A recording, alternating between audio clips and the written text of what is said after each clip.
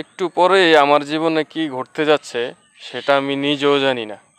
Planning আমরা করি ঠিকই, কিন্তু সেটা বাস্তবায়ন হবে কি হবে না সেটা আমরা বলতে পারি না। সেটা নির্ভর করে আমাদের প্ল্যানিংয়ের যথাযথ উপযুক্ততা এবং সেই অনুযায়ী এগিয়ে যাওয়া সর্বোপরি মহান আল্লাহ তাআলার ইচ্ছা।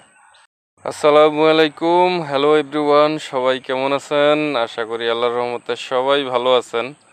তো আজকে কোনো কাল্পনিক গল্প নিয়ে আলোচনা করব না, আজকে আমাদের বাস্তব জীবনের কিছু কথা বলবো। তিনটা জিনিস আমাদের জীবনের সাথে ওতপ্রোতভাবে জড়িত।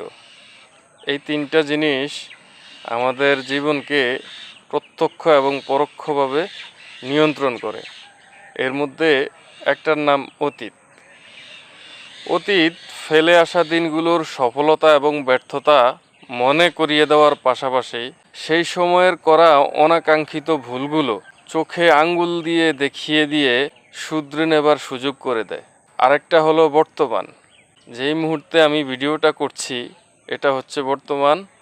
এটা চলমান জীবনকে এগিয়ে নিয়ে একটি সুনির্দিষ্ট লক্ষ্যের দিকে পৌঁছিয়ে দিতে সাহায্য করে। আর আরেকটার নাম হচ্ছে ভবিষ্যৎ, যেটা সম্পর্কে আসলে আমার ধারণা বা কথা বলা অথবা মন্তব্য করার কোনো ক্ষমতা নাই।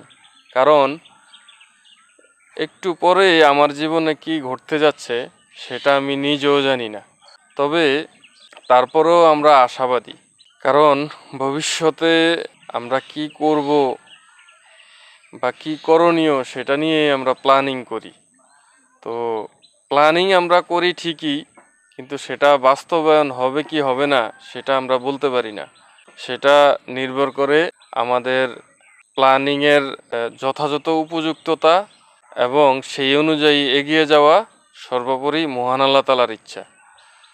তো এতটুকু অন্তত নিশ্চিত করে বলা যায় যে আমরা প্রত্যেকেই কিন্তু নিরবিচ্ছিন্নভাবে চেষ্টা করে যাই যে আমাদের জীবনের সুখের পালটাকে একটা শান্তির দ্বীপে নোঙর করার জন্য প্রতিনিয়ত এই ভবিষ্যতের উপর ভিত্তি করেই আমরা আমাদের সেই নির্দিষ্ট লক্ষ্যের দিকে এগিয়ে যাই।